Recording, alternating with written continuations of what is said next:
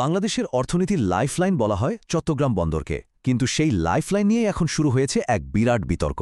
চলুন আজ এই বিতর্কের একেবারে ভেতরে ঢোকা যাক।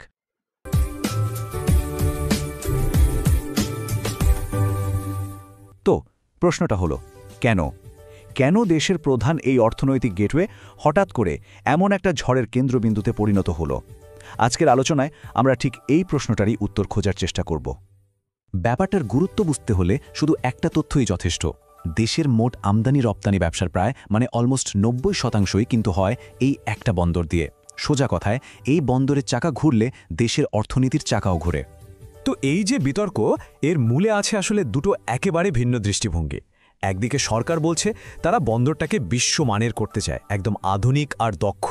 আর অন্যদিকে যারা এর সমালোচনা করছেন তাদের ভয়টা হলো এই আধুনিকায়নের আড়ালে আমাদের জাতীয় সম্পদ আর দেশের নিরাপত্তা না বাদ হুমকির মুখে পড়ে যায়। আচ্ছা, তাহলে চলুন প্রথমে সরকারি ভাষ্যটা একটু শুনে আসি। কেন সরকার মনে করছে যে বিদেশি অপারেটরদের হাতে বন্দরের টার্মিনাল তুলে দেওয়াটা এত জরুরি হয়ে পড়েছে? সরকারের মূল যুক্তিটা কিন্তু খুবই সিম্পল, এফিসিয়েন্সি বা দক্ষতা।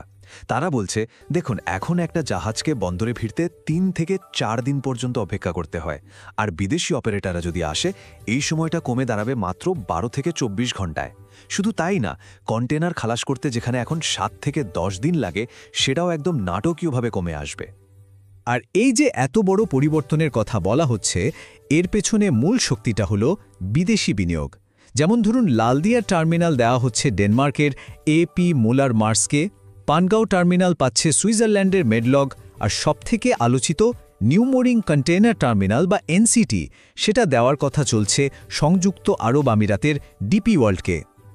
এবার আসল জায়গায় আসা যাক, টাকার অঙ্কটা।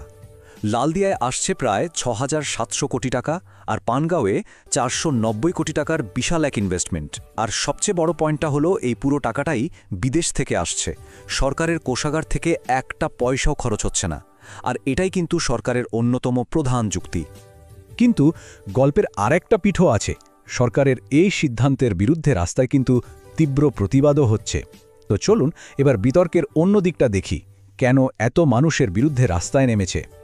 মজার ব্যাপার হলো, এই প্রতিবাদে যারা সামিল হয়েছেন তাদের মধ্যে একটা অদ্ভুত জোর দেখা যাচ্ছে। একদিকে যেমন আছে শ্রমিক সংগঠন আর বন্দর রক্ষা পরিষদ, তেমনি অন্যদিকে আছে বামপন্থী দলগুলো, আবার জামায়াতে ইসলামী আর হেফাজতে ইসলামের মতো সংগঠনও। মানে এই জোটের বৈচিত্র্য দেখলেই বোঝা যায় যে বিরোধিতাটা কিন্তু বেশ বড় আকারেই হচ্ছে। এই যে একজন নেতা যা বললেন, এটাই আসলে বিরোধীদের মূল কথা। তাদের যুক্তিটা খুব পরিষ্কার। ঠিক আছে, নতুন কোনো প্রজেক্টে বিদেশি বিনিয়োগ আসতেই পারে, কিন্তু এনসিটির মতো একটা টার্মিনাল যেটা অলরেডি লাভজনক এবং দারুণভাবে চলছে, সেটা কেন বিদেশিদের হাতে তুলে দিতে হবে? এই ডেটাগুলো একটু খেয়াল করলেই বিষয়টা আরও পরিষ্কার হবে। দেখুন, এনসিটি কিন্তু এখন চালাচ্ছে আমাদেরই একটি দেশীয় সংস্থা, যেটা নৌবাহিনী নিয়ন্ত্রণ করে। আর ২০২২-২৩ সালেই এই টার্মিনাল থেকে আয় হয়েছে ১,২১৬ কোটি টাকা। এখানে বিরোধীরা প্রশ্নটা তুলছেন, এত লাভজনক একটা জাতীয় সম্পদ কেন আমরা বিদেশি কোম্পানিকে দিয়ে দিচ্ছি? আর এর সাথে যোগ হয়েছে পুরো প্রক্রিয়াটা নিয়ে একটা বড়সড় প্রশ্ন। আন্দোলনকারীদের মূল অভিযোগ হলো কোনো রকম ওপেন টেন্ডার বা উন্মুক্ত দরপত্র ছাড়াই, বলতে গেলে পর্দার আড়ালে এই চুক্তিগুলো করা হয়েছে। সরকার আসলে কত টাকা পাবে, মাসুল কি হবে, এইসবের কিছুই পরিষ্কার করে বলা হচ্ছে না। আর এটাই স্বচ্ছতা নিয়ে একটা বিশাল প্রশ্ন তৈরি করেছে। তো এই যে বিতর্ক, এটা এখন আর শুধু রাস্তা বা আলোচনার টেবিলে সীমাবদ্ধ নেই। মামলাটা গড়িয়েছে একেবারে দেশের উচ্চ আদালত পর্যন্ত। মানে নিউমোরিং টার্মিনালের ভবিষ্যৎ এখন ঝুলে আছে একটা জটিল আইনি লড়াইয়ের উপর। আইনি প্রক্রিয়াতেও কিন্তু একটা দারুণ নাটকীয় মোড় আসে। এনসিটি হস্তান্তরের সিদ্ধান্তের বিরুদ্ধে একটা রিট করা হয়েছিল। হাইকোর্টে অনেক দিন ধরে শুনানি চলার পর এমন একটা ঘটনা ঘটল যা কেউ হয়তো প্রত্যাশাও করেনি। আর সেই ঘটনাটা হলো এটাই, হাইকোর্টের যে বেঞ্চে শুনানি হচ্ছিল সেখানকার দুজন বিচারক একেবারে দুই রকম রায় দিলেন। সিনিয়র বিচারপতি বললেন এই পুরো প্রক্রিয়াটা অবৈধ, আর জুনিয়র বিচারপতির মতে এটা বৈধ। ভাবা যায়, এই বিভক্ত রায়ের কারণে পুরো বিষয়টা এখন একটা নজিরবিহীন আইনি জটে আটকে গেছে। এর মানে কি দাঁড়ালো? মানে হলো এনসিটির ভবিষ্যৎ এখন পুরোপুরি অনিশ্চিত। এখন নিয়ম অনুযায়ী চূড়ান্ত একটা সিদ্ধান্তের জন্য মামলাটা একটা তৃতীয় বেঞ্চে যাবে, যেটা ঠিক করে দেবেন প্রধান বিচারপতি।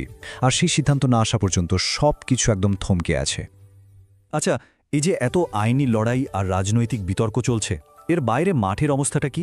মানে সাধারণ মানুষের ওপর, চট্টগ্রাম শহরের উপর আর বন্দরের কর্মীদের জীবনে এর প্রভাবটা ঠিক কেমন পড়ছে?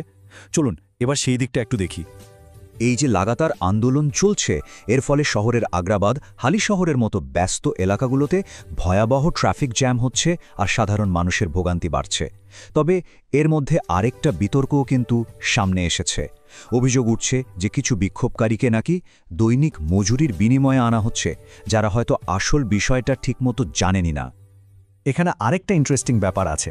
খুদ বন্দরের কর্মীরাই কিন্তু এই ইস্যুতে দুই ভাগে বিভক্ত। একদল ভয় পাচ্ছেন বিদেশি কোম্পানি এলে হয়তো তাদের চাকরিই চলে যাবে, আবার আরেক দল কিন্তু আশা করছেন বিদেশি ম্যানেজমেন্ট এলে হয়তো বন্দরের গেটে যে হয়রানি আর দুর্নীতি হয় সেটা কমবে আর কাজের গতি বাড়বে। তো সব মিলে আমরা যদি পুরো বিষয়টা দেখি তাহলে শেষ পর্যন্ত একটা মৌলিক প্রশ্ন এসে দাঁড়াচ্ছে। চট্টগ্রাম বন্দরের এই বিতর্কটা আসলে একদিকে দক্ষতা আর আধুনিকায়ন আর অন্যদিকে জাতীয় সার্বভৌমত্ব, এই দুইয়ের মধ্যে এক জটিল টানাপোড়েন। এই বিতর্কের গুরুত্বটা বুঝতে হলে এই সংখ্যাগুলো আরও একবার দেখা দরকার। ভাবুন, শুধু 2024 সালেই এই বন্দর দিয়ে প্রায় 32,75,000 কন্টেনার ওঠানামা করেছে, আর এর প্রায় অর্ধেক মানে 44% কিন্তু হয়েছে এনসিটি আর অন্যান্য টার্মিনালগুলো দিয়ে। কাজেই এখানকার যে কোনো সিদ্ধান্তের প্রভাব যে কত বড় হবে তা সহজেই অনুমান করা যায়। তাহলে শেষ প্রশ্নটা কি? অগ্রগতির জন্য আমরা ঠিক কতটা মূল্য দিতে প্রস্তুত? একদিকে যেমন আছে বিশ্বমানের দক্ষতা পাওয়ার হাতছানি, ঠিক তেমনি অন্যদিকে আছে জাতীয় সম্পদ আর নিয়ন্ত্রণের প্রশ্ন। বাংলাদেশের অর্থনীতির এই হৃৎপিণ্ড আখের কোন পথে এগোবে সেই সিদ্ধান্তই হয়তো এখন দেশের সামনে সবচেয়ে বড় চ্যালেঞ্জগুলোর একটা।